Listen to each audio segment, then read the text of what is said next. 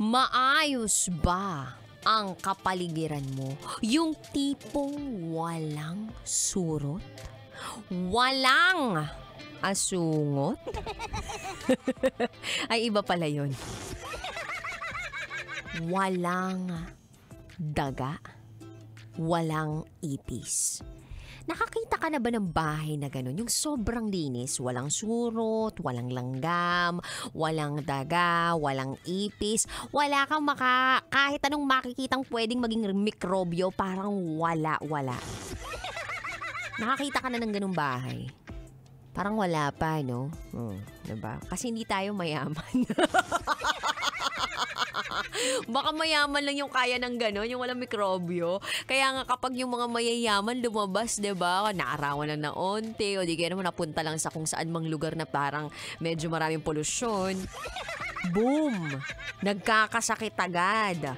Pero sa ating mga, alam mo yun, mahihirap, pag lumabas tayo, medyo naarawan, o di kaya naman makasalamuhan ng may sakit, basic.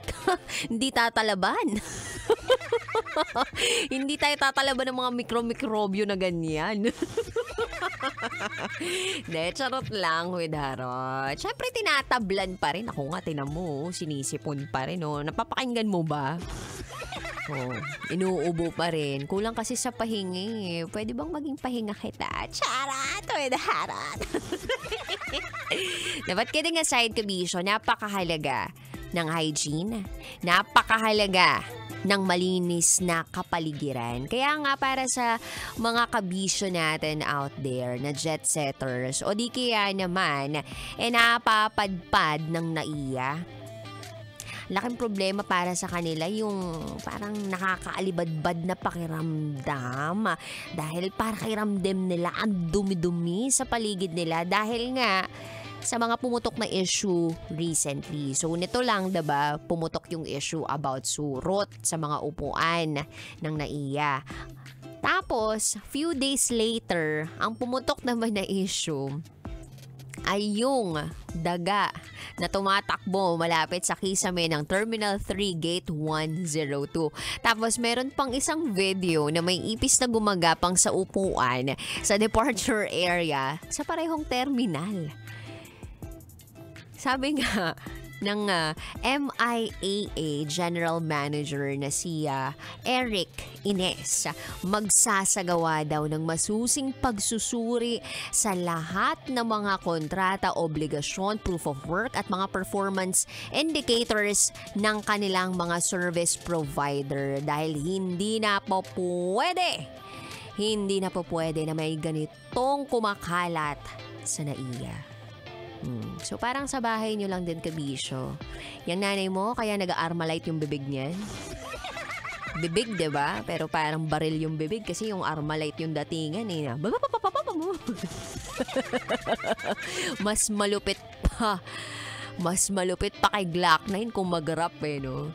Yun ay dahil gusto nga na maiayos ang inyong bahay, ang inyong kapaligiran para iwas sakit. Saka, kaya nga siya tinatawag na tahanan kasi gusto nyo comfort ang pakiramdam or comforting ang pakiramdam pag nasa loob ng bahay. Ayan. So, kabisyo, mag-intindihan na lang po tayo at sana magsimula ang pagbabago sa sarili natin kung may makita na parang madumi o kaya naman parang pinagkukumpulan na ng mga mikrobyo, utang na loob, linisin.